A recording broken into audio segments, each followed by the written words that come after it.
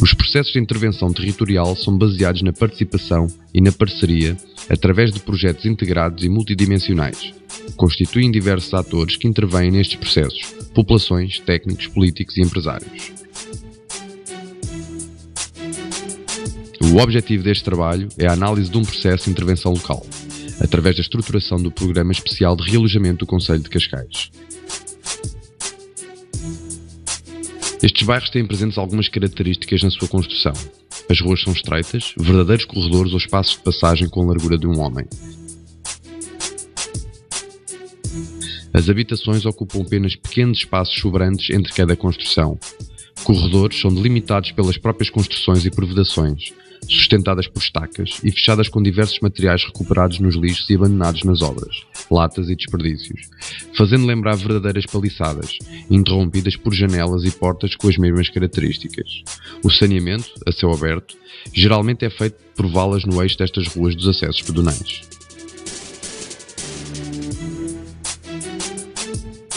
Pretende-se dar um contributo para a compreensão dos processos de construção de ação coletiva em projetos de desenvolvimento socio-territorial.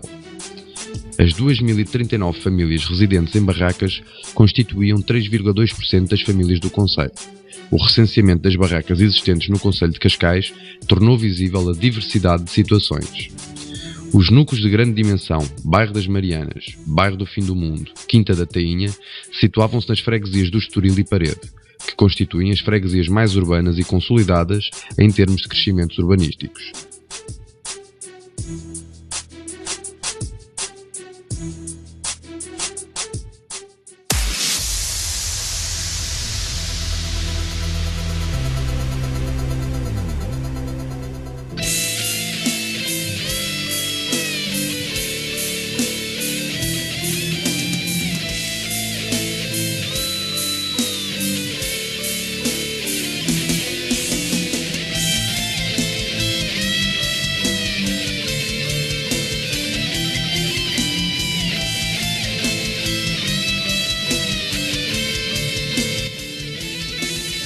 Conhecido como o supermercado da droga, o bairro do Casal Ventoso cobre uma das 7 colinas da cidade de Lisboa.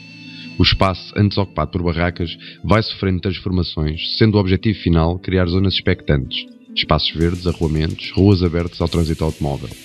A iniciativa Bairros Críticos, lançada em 2006 e que já avançou no terreno em algumas áreas, é um projeto experimental e procura aproveitar a experiência de anteriores programas de recuperação urbana e desenvolver modelos de intervenção inovadores. Desenvolve-se em áreas urbanas sensíveis e deverá abranger o Casal Ventoso, entre outros. O projeto é inovador, porque pretende recuperar as áreas urbanas, mantendo os moradores no local, ao contrário das intervenções de realojamento nos bairros clandestinos feitas no âmbito, por exemplo, do Programa Especial de Realojamento. A Valor Sul e a Câmara Municipal de Lisboa concluíram a requalificação e reflorestação da encosta do Casal Ventoso, um projeto ambicioso que foi anunciado no âmbito da iniciativa Plante uma Árvore, desenvolvido pela Comissão Europeia. Na encosta do Casal Ventoso foram plantadas mais de 600 árvores e cerca de 16.500 arbustos. Além disso, a intervenção de requalificação removeu entulhos e restos de construções existentes, que deram lugar a espaços de lazer e passeios. A intervenção permite também assegurar as ligações e a fácil acessibilidade entre o empreendimento PER, Ceuta Norte, o Centro Social do Casal Ventoso e o núcleo urbano da freguesia de Santo Condestável. Todas as encostas estão agora estabilizadas e servidas com escadarias e rampas, com vedações e paliçadas nos locais necessários.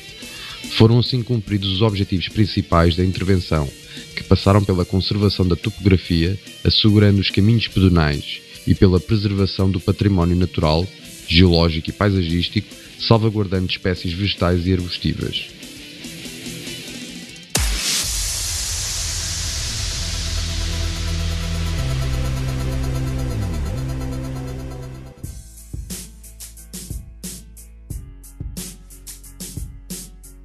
As nossas cidades vão assistindo à degradação progressiva das suas estruturas urbanas, dos seus edifícios e dos seus espaços exteriores. Uma degradação decorrente do envelhecimento próprio, da sobrecarga de usos ou ainda do desajustamento dos desenhos da sua organização a novos modos de vida.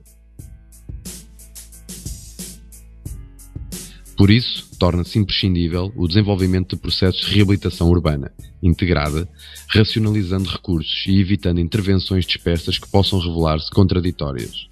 Mas não deixarão de merecer o nosso apreço também todas as intervenções pontuais na reabilitação de edifícios de habitação ou de fogos, em que as mais diversas entidades particulares se empenhem.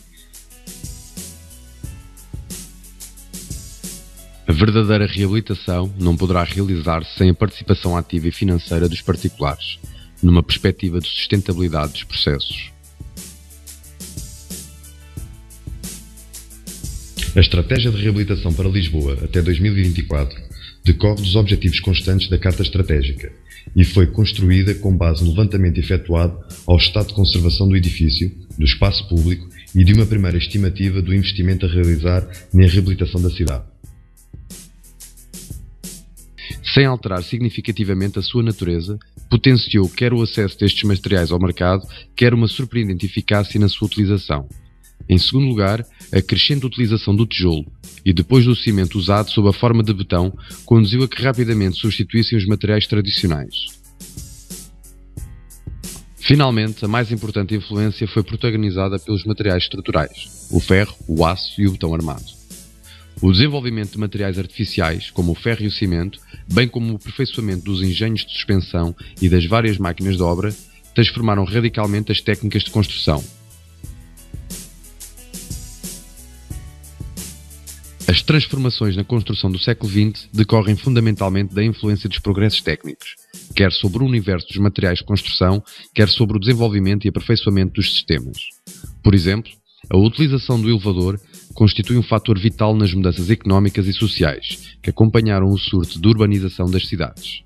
Na mesma ordem de ideias, se pode referir que as diferenças climáticas foram progressivamente atenuadas porque quer os equipamentos, quer os materiais foram desenvolvidos no sentido de moderar o efeito das condições externas no interior dos edifícios.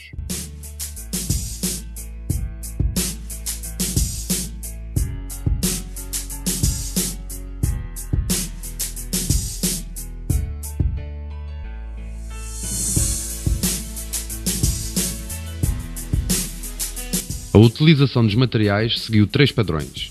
Em primeiro lugar, o processo de industrialização aplicado a alguns materiais, tais como a alvenaria de pedra, a madeira ou o vidro.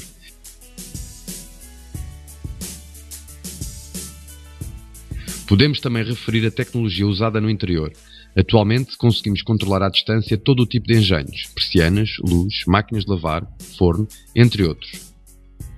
Uma vez que hoje em dia o lema é reciclar e aproveitar os recursos naturais, temos vários tipos de exemplos que podíamos referir.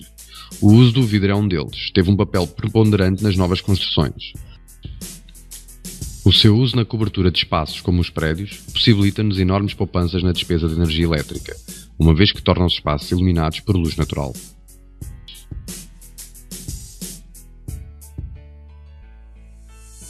O país todo ganha com estas novas construções, aumentando a mão de obra, gerando empregos e arrecadando mais impostos aplicados em novos investimentos que favorecem a população, como o saneamento básico, escolas e estradas.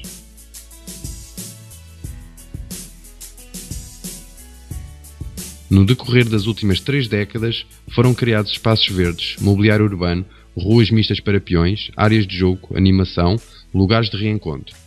São, antes de mais, espaços públicos, lugares de vida e de sociabilização e que, uma vez abertos a todos, representam áreas de liberdade e de democracia. Eles interessam a todas as pessoas, independentemente do tempo livre e do grau de acessibilidade de cada um.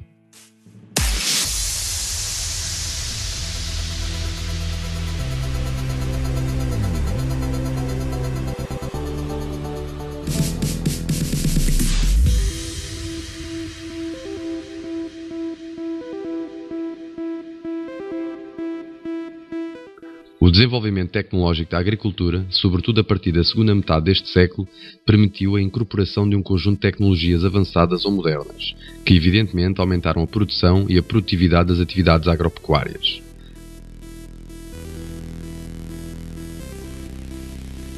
Contudo, a incorporação dessas tecnologias frequentemente ocorreu de forma inadequada à realidade no meio rural, seja pela maneira como se deu esta implementação, seja pela natureza das tecnologias introduzidas. O O predomínio de práticas e métodos que se tornaram convencionais, como a monocultura, o uso massivo de agrotóxicos, a desflorestação generalizada, a administração inadequada do solo e da água, revelam na verdade um problema mais profundo na relação homem-meio físico, com consequências ambientais: erosão, contaminação do solo de nascentes de água, perda da biodiversidade, e sociais, êxodo rural acentuado, com o consequente agravamento de problemas urbanos. Foi com o aparecimento de empresas agrícolas que ocupam grandes áreas que em meados do século XX surgiu a chamada agricultura moderna, como forma de responder à crescente necessidade de produzir mais rapidamente maiores quantidades de alimentos.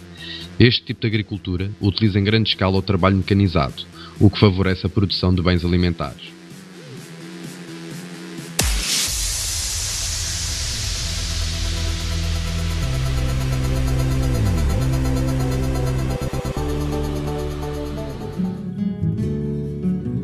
As terras abandonadas em Portugal podem agora ganhar uma nova vida com o projeto Bolsa de Terras, que disponibiliza online uma lista de terrenos abandonadas para quem quiser fazer negócio ou ter a sua horta familiar. O projeto, desenvolvido pela Agroconceito, empresa de apoio à consultadoria na atividade agrícola, pretende concretizar o sonho de muitas pessoas que desejam cultivar um pouco de terra e ao mesmo tempo dar utilidade às terras que se encontram abandonadas em Portugal. Os terrenos disponíveis para ocupação podem ser encontrados de norte a sul do país, em Portugal continental e insular. A base de dados contém informações sobre terrenos, áreas, árvores, entre outros dados, e os contactos de e-mail dos proprietários. Com este projeto, a Agroconceito espera evitar o abandono das terras rurais e da agricultura, ajudar e prevenir focos com a ocupação de terrenos abandonados, criar oportunidades para quem quer praticar a agricultura e para proprietários que querem ter o seu terreno limpo e cuidado, e ainda poder obter algum rendimento. Neste momento existem 3 possibilidades de aquisição: arrendamento, compra ou cedência, por 3, 5 ou 10 anos. Qualquer proprietário pode colocar o seu terreno disponível na base de dados da Agroconceito num destes modelos, sendo que quem estiver à procura de terreno também pode enviar o seu pedido e o respectivo contacto.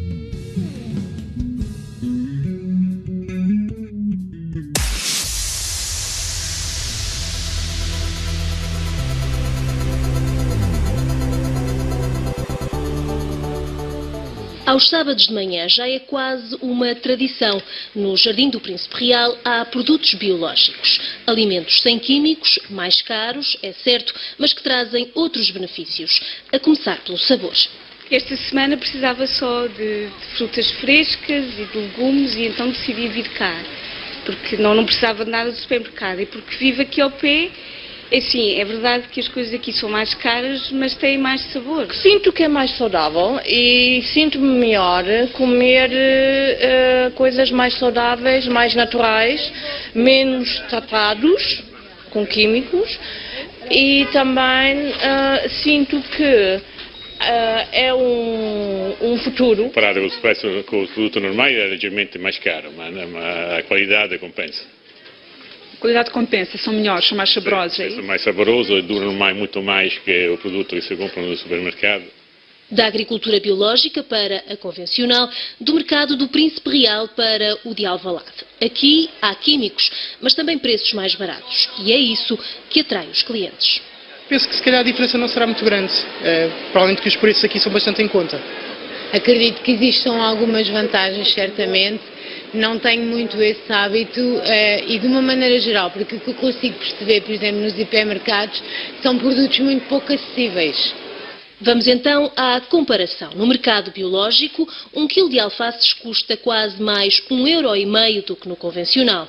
Laranjas biológicas são a 1,40 € o quilo, mas é possível encontrar a 75 cêntimos se tiverem químicos. Mais de 70 cêntimos é a diferença de preço de 1 kg de peras. Os produtores bio não ganham na guerra dos preços, mas acreditam em outras vantagens competitivas. É essencialmente na qualidade e, neste caso, também na relação do produtor com o consumidor. Portanto, nas produções que vêm de muito longe e que normalmente estão associadas às grandes produções, há um vazio entre quem trabalha a terra, quem produz os alimentos e depois quem os compra e quem os consome. Aqui nós cuidamos da saúde dos consumidores, não cuidamos do porta-moedas e da parte económica dos hospitais as pessoas muitas das vezes não gostam muito de ouvir, mas isto é a realidade. Nós aqui gasta mais dinheiro na compra do produto, mas poupa na farmácia e no doutor. A biológica, sobretudo, é o sabor. Voltamos ao sabor dos produtos, né, dos legumes, das frutas. Tem também o aspecto, pode ou não ser melhor, mas depois, voltando a dizer, eu acho que é a durabilidade que é bastante importante, porque uma alface dura uma semana, coisa que a convencional não acontece. Apesar dos preços, a agricultura biológica está a convencer os portugueses. Em contraciclo, é um setor que cresceu 20% no último ano, diz o governo.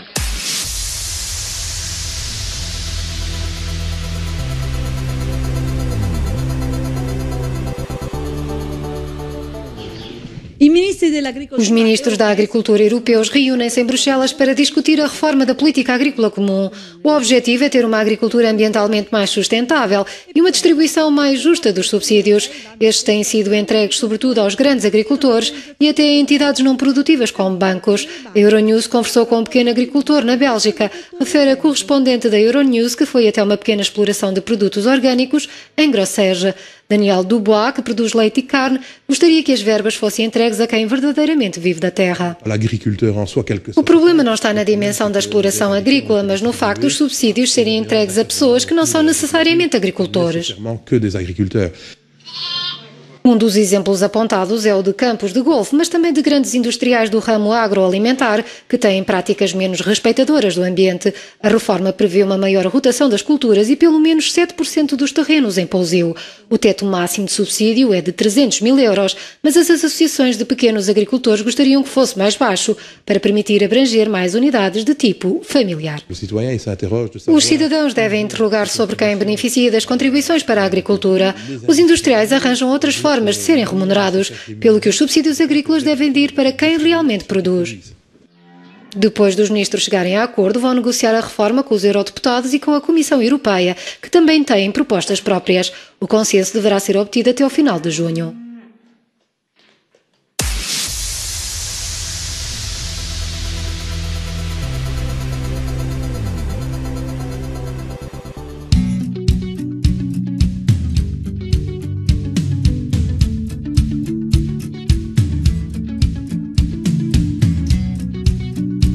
A Direção-Geral de Viação, DGV, era um departamento do Ministério da Administração Interna do Governo de Portugal, encarregue das matérias de contornação, segurança rodoviária, condutores e veículos, cabendo-lhe estudar, promover e executar medidas adequadas à sua operacionalidade e aperfeiçoamento, bem como à uniformização e coordenação da ação fiscalizadora. A sua ação exerce-se ao nível do ensino da condução e dos exames, da aprovação e inspeção dos veículos e do ordenamento e fiscalização do trânsito, bem como no apoio do utente da estrada.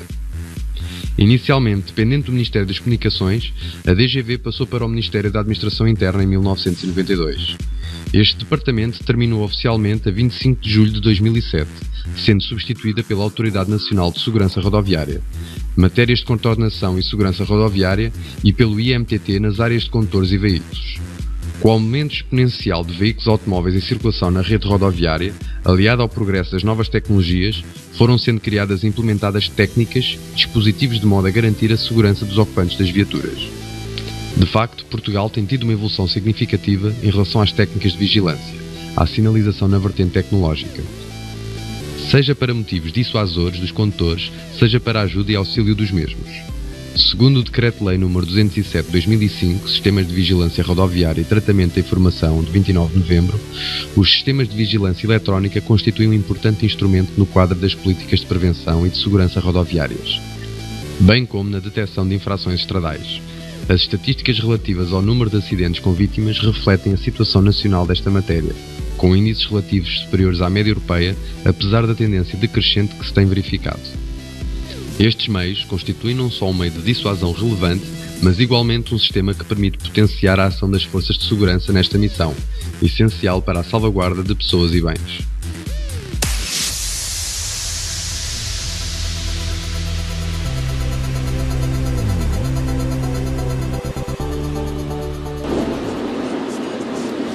Velocidade excessiva não é sinal de chegarmos mais rápido, pois o pouco tempo que se pode ganhar não justifica os riscos porque passamos e colocamos os outros condutores. E o ditado diz: vale mais um minuto na vida que a vida um minuto.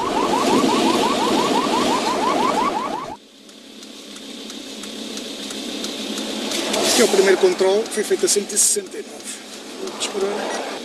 Aqui o segundo a 172. Senhoras, isto acho muito bem, sinceramente acho bem. Foi distração? Foi, por acaso foi. Vinha ao telefone no Bluetooth e distraí-me um bocadinho com a velocidade. Está uma condenação de 120 euros.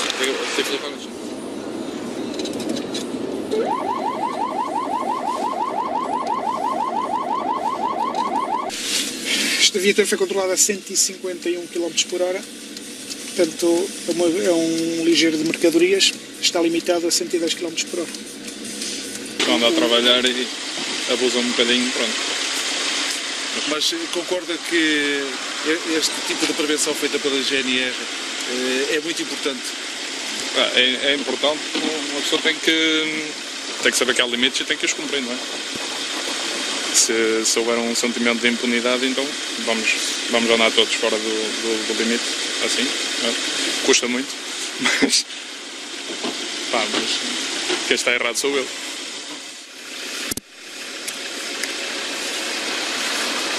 Nós circulamos na estrada, e todas as viaturas que passem por nós, que nós temos que vão em excesso de velocidade, nós fazemos o acompanhamento da viatura, controlamos se efetivamente vão em excesso de velocidade, fazemos cessar a infração e levantamos o respectivo auto de contornação. Hoje em dia as pessoas têm mais cuidado, portanto, as campanhas que têm sido realizadas contra o excesso de velocidade, portanto, mesmo a nível de mortalidade que há nas estradas, penso que as pessoas têm mais consciência e reduzem mais a velocidade. Portanto, não compensa andar em excesso de velocidade? Sim, sem dúvida. Compensa ainda as situações que tivemos hoje, condutores que iam com alguma pressa, foram mandadas parar, foram autuadas. Portanto, o tempo que perderam não compensou o excesso de velocidade. Está previsto nesta contornação, esta é uma contornação grave. Portanto, a coimete vai de 120 a 600 euros. Nós aplicamos sempre pelo mínimo, que são 120 euros. Está previsto inibição de conduzir de 1 mês a 1 ano. Portanto, a nível da aplicação, já é com a autoridade administrativa, já não é com a GNR. Foi pressa, foi ter de estar às 3 horas num sítio e começar a ver que realmente não ia conseguir chegar a tempo. Não é hábito, sinceramente não é hábito, porque eu própria achei que naquela descida que estava mesmo a exagerar. Mas foi ter que estar em off às 3 horas, pronto, é isto, mas não justifica. Mas o que é que pensa do trabalho feito pelo Distanciamento de Trânsito? Vê como prevenção ou vê de outra forma? Não, vejo como prevenção, lógico que sim, vejo como prevenção. E que é importante este trabalho que eles fazem? Claro que sim, por amor de Deus, lógico que sim. Isto não é uma velocidade adequada, nem é segura. O uso do telemóvel por parte dos condutores durante a condução é uma prática que cria muita distração. Tivemos hoje a primeira situação, o início da A28, nós controlámos um condutor que vinha a fazer o uso do telemóvel e não se apercebeu da nossa presença. Portanto, cada vez mais, há estudos realizados que provam cada vez mais há acidentes em que a causa do acidente é o uso do telemóvel por parte dos condutores durante a condução. Mesmo com mãos livres? Portanto, mãos livres é permitido por lei. É permitido por lei mãos livres, é permitido também o uso de um auricular. Portanto, eu reforço que é um auricular e não 2 auriculares. O uso com 2 auriculares é uma infração, está prevista e punida pelo Código da Estrada. A mensagem é basicamente a mesma. Portanto, não ingerir bebidas alcoólicas, usar sempre o cinto de segurança, não fazer uso do telemóvel durante a condução e, sobretudo, respeitar o limite de velocidade.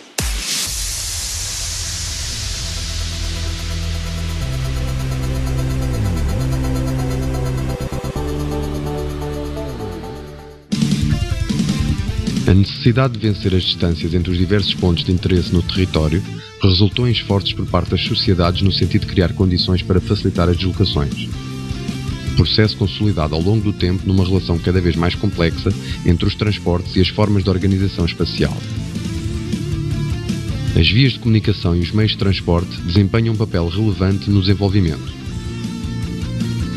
Constituem um setor importante da vida nacional, permitem uma maior facilidade de movimentos no escoamento de recursos naturais, produtos agrícolas e industriais e facilitam o intercâmbio social, cultural e económico entre as populações.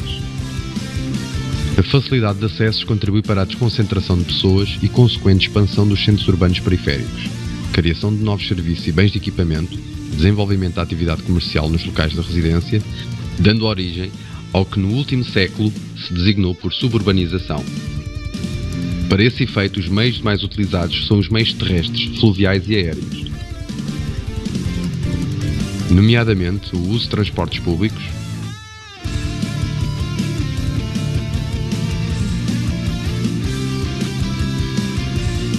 o uso de transportes particulares,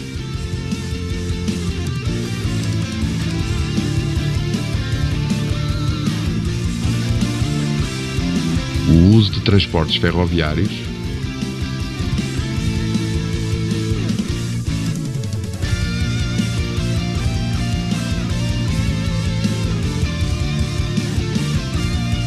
a ligação entre margens por barco,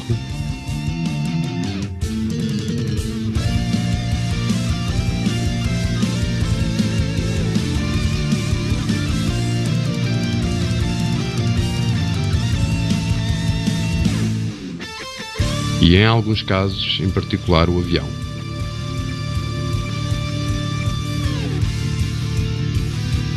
Alguns desses núcleos urbanos desenvolvem atividades tais que adquirem estatutos de cidade, podendo designar-se por cidade dormitório ou cidade satélite. É também um dos fatores que mais contribui para aumentar a sociabilidade humana nas relações cidade-campo, principalmente na área do lazer.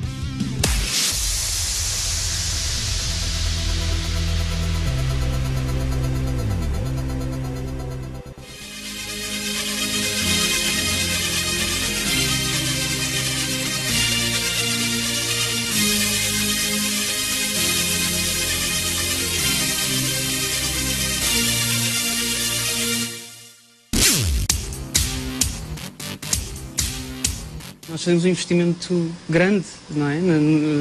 A nível de educação, e depois acabamos por sair e não aplicar os nossos conhecimentos, o nosso talento, a nossa energia no nosso país. Há uma vida melhor, uma qualidade de vida diferente daquela que eu tinha em Portugal. Eu já fiz aqui, dentro da minha carreira, em Portugal eu acho que nunca teria feito. Em Portugal, uma pessoa se consegue um trabalho já é uma sorte. Procurar o que se gosta de fazer, o que se sente realizado em fazer, é um luxo. E para sair na altura certa. É um bocadinho como um pântano. Se a pessoa não sair, vai-se afetar.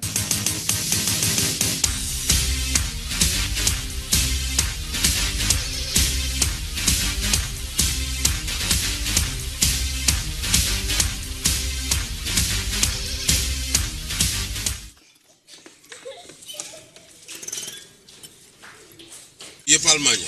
Alemanha, ok. Yeah. Mas como estava aqui meu irmão, passei uma técnica de aprender as línguas, é muito fácil. Então... Eu aprendo uma palavra por dia. Em 90 dias eu falo a língua. Quando eu fui para a Índia fiquei um pouco encantada com a família, não é? Com toda a gente, tantos primos, tantos tios, avós. Eu nunca soube que isso era até então. Um dia vai ter tudo aqui em Portugal.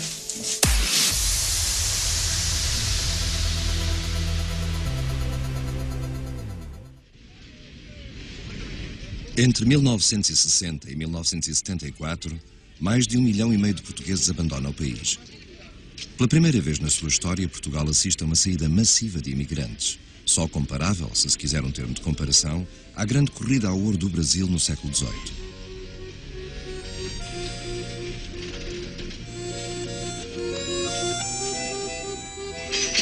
Desta vez, os camponeses portugueses invertem completamente o sentido dos destinos para os quais tinham sido vocacionados pela grande epopeia dos descobrimentos.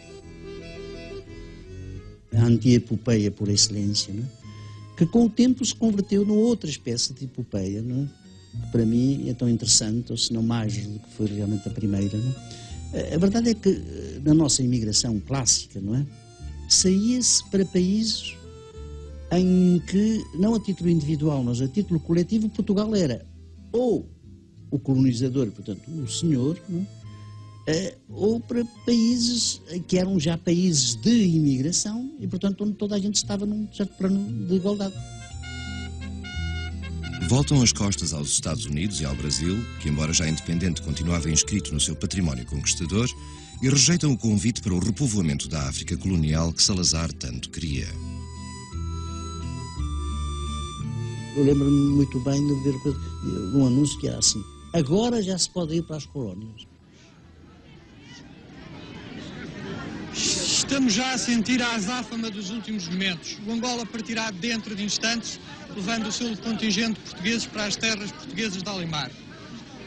Justamente encontramos junto à porta, à escada de Portaló do Paquete Angola, e temos aqui uma senhora que é da onde? Durante o Conselho da Covilhã. Do Conselho da Covilhã. E então vai para Angola ou para Moçambique? Vou para Lubito. Vai para o Lubito, vai para Angola. E está muito satisfeita? O que vai fazer para Angola? Vou para o pé do meu marido. O seu marido, há quanto tempo é que o seu marido está em... Vai em 5 anos. Em 5 anos. Então a senhora já está cheia de saudades do seu marido, já não é? Sim. Com certeza. Já viajou alguma vez de barco? Ainda não, senhor. Não sabe se enjoa nem se não enjoa? Não sei. Com certeza que não enjoa e que vai fazer uma boa viagem. E então a sua filha que idade tem? Fez ontem 4 anos. Fez 4 anos. Ela vai nos dizer como se chama. Como é que te chama? Mas lá tem nome, Maria de Lourdes, disse. Bom, ela parece que não está com vontade de dizer, está com o nervosismo natural dos últimos momentos. No momento em que finalmente se abrem as portas das colónias aos trabalhadores portugueses, uma necessidade, por assim dizer, vital na perspectiva do regime, a maior parte dos portugueses não quer saber dos desígnios do Império e parte rapidamente e em força, não para Angola ou Moçambique, mas para a Europa.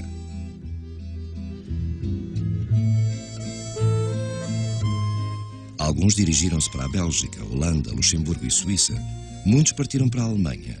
E a grande maioria foi para a França. Foi um êxodo, no sentido bíblico do termo, não é? 1 milhão de portugueses, não é? Em 10 anos instalaram-se realmente em França, não é? Nunca tinha acontecido, não é? Uma vaga deste género, não é? Em tão pouco tempo, não é?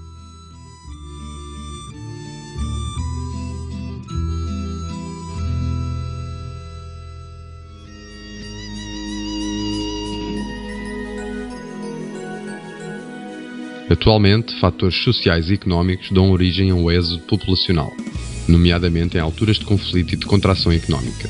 Esse facto, só por si, origina uma procura de países emergentes, onde as pessoas procuram um futuro social e económico sustentável.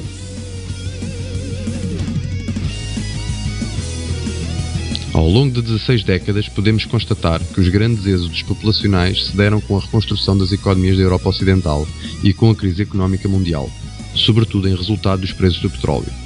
O desemprego e as fracas possibilidades económicas fizeram com que populações inteiras procurassem melhores condições de vida para si.